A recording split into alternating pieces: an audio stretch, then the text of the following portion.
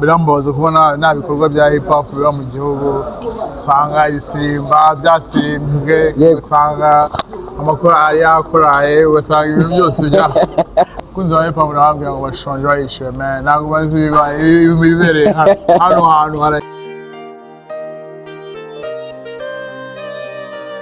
kuri iyi si ntacyo twatanze, niyo mpamvu gusaba gushira umwami yaguze yaguhenda umwami arahambaye.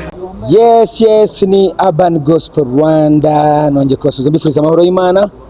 Uyu munsi wa none turi muri Ora Center, habereye igitaramo gishushe cyane, ubu turagishoje, ariko turi kumwe n'umuntu wabashije kugitegura, wagize igitekerezo cyo guhuza abahanzi b'abaraperi.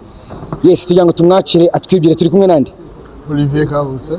Olivier KAVUTSE, igitekerezo cyo gutegura kino gitaramo wagikuye hehe? Igitekerezo rero ngira ngo usanzwe ubizi ko ngiye nikundira hip hop. Yego. Rero birambaza kubona nta bikorwa bya hip hop biba mu gihugu, usanga ibisimba byasimbwe, usanga amakorali yakoraye, ugasanga ibintu byose bya ariko aba hip hop niba hip hoping. Yego. Kuba dufite ahantu heza, ibikoresho byose bihari, nta kintu cyatuma tudakora umushinga nk'uyu wose. Ese biterwa n'iki kugira ngo ino njyana ya hip hop hano iwacu mu Rwanda idahabwa wenda umwanya uhagije wo kuba kuramya Imana?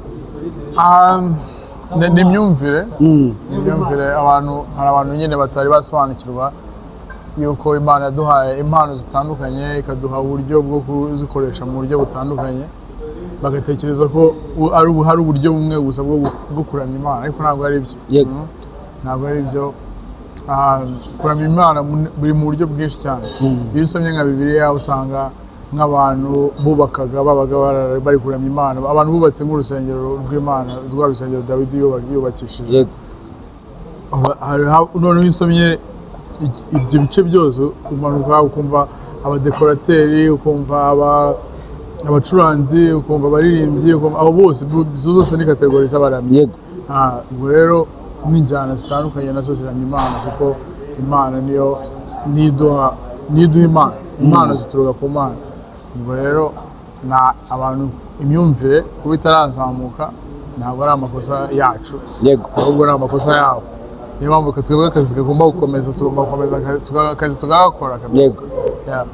Niki uri guteganyiriza aba baraperi bakoze igitaramo uyu munsi? Ese birarangiye, hip hop day irarangiye cyangwa bimeze bite? Hip hop day iratangiye, birangiye. Yego. So ariko njye nta kintu nakorera abarappers bo badashaka kwikorera. Urumva? I believe yuko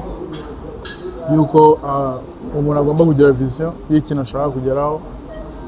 Icyo nabamarira gusa ni ukubaha ahantu, kubaha ibikoresho, hanyuma namwe rero mugashyiramo umwete, mukagira courage.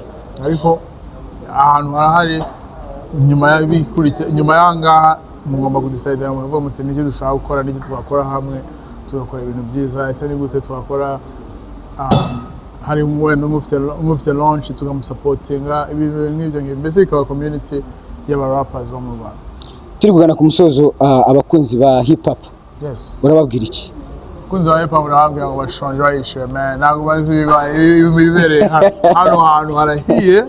Uri kumva nari nasaze njyewe, numva ko nasaraye.